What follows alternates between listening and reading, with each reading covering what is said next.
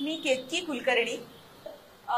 माझं प्रोफेशन जे आहे ते स्क्रिप्टिंग आणि स्टेजवरती निवेदिका म्हणून मी काम करते.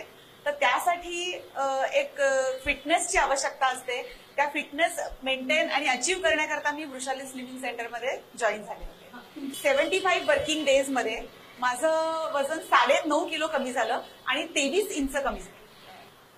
खरं तर आमचं प्रोफेशन हे खूप क्रिएटिव्ह प्रोफेशन आहे, पण त्या प्रोफेशनला अजून एक नाव आहे की ते इररेग्युलर इतकं आहे की आम्ही त्याला नेहमी म्हणतो की हे रेग्युलरली इररेग्युलर प्रोफेशन आहे.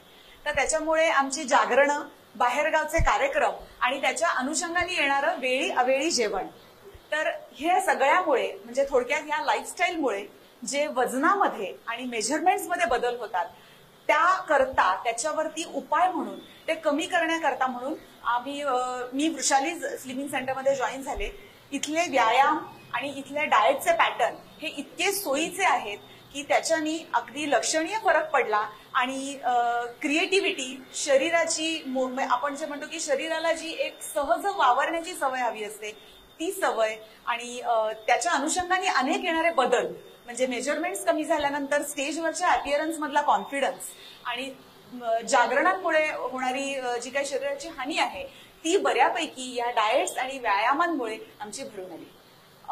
वृषाली स्लिमिंग सेंटरमध्ये जॉईन होण्याचा सल्ला मी लोकांना नक्कीच देईन, अशासाठी की इथले व्यायाम प्रकार हे अतिशय साधे सोपे आहेत, डाएट ही अतिशय सोयीची आहेत आणि सर्व प्रकारचे डाएटचे ऑप्शन्स इथे अवेलेबल आहेत. आणि व्यायामामध्ये व्यायाम सकाळी संध्याकाळी कधीही केला तरी तुमचं जे प्रोफेशन आहे त्या प्रोफेशनमध्ये तुम्हाला आणखीन क्रिएटिव्हिटी आणि आणखी त्याची स्ट्रेंथ वाढवण्याकरता निश्चितच याचा उपयोग होईल.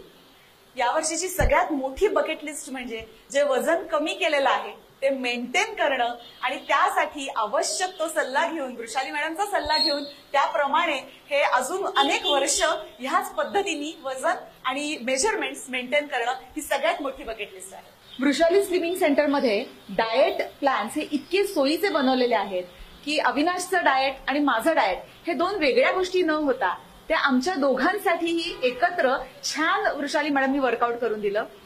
स्टेजवर जाणं, निवेदन करणं, स्क्रिप्टिंग करणं हे बाहेरच्या गोष्टी झाल्या तरी घरामध्ये सुद्धा 2 मुलांचं करणं, त्यांचं सगळं डाएटचं बघणं, ह्या सगळ्या व्यापातनं इतकं छान मॅनेज करून दिलं की सेम भाज्या आणून सेम सगळं ठेवून सुद्धा आमच्या डाएट खाणं किंवा सकस खाणं हे कंटिन्यू ठेवलं आणि त्याचा खूप फायदा झाला. मुलांनाही फायदा झाला की ते पण आम्ही केलेले सॅलड्स आणि इतर गोष्टी खाऊ लागले आणि त्यांची पण अनेक वेगवेगळ्या भाज्या वगैरे खाण्याची चव डेव्हलप झाली. Thanks to Vrushali madam. Avinash Kulkarni आणि केतकी कुलकर्णी या म्युझिशियन आणि निवेदक म्हणजे अँकर असलेल्या जोडीबद्दल मी आज बोलणार आहे. असं म्हणतात की संसार रथाची दोन्ही चाकं जर मापात असली तर आयुष्याचा सूर हा आपोआपच लागतो. नियमितपणे अनियमित शेड्यूल असलेल्या म्हणजेच म्युझिशियन आणि अँकरच्या या जोडीला माझ्या मनापासून सॅल्यूट. कारण खरं सांगू का, या दोघांचं शेड्यूल इतकं अनियमित आहे. सारखे गाण्याचे कार्यक्रम, प्रवास, रात्रीची जागरणं, झोपेचा संबंध अजिबात नाही. मग कुलकर्णींनी तुम्हाला सांगितलंच की 10-10 तास आम्हाला अक्षरशः बसायला सुद्धा मिळत नाही. अशा परिस्थितीत यांचं डाएट तयार करणं आणि यांना व्यायाम देणं ही गोष्ट अत्यंत अवघड होती.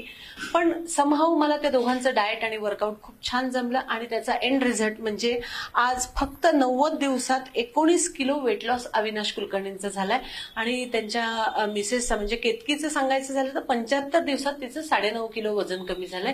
कारण तिचं वजन काही फारसं नव्हतं त्यामुळे मी तिला जास्त वजन कमी करू दिलेलं नाहीये.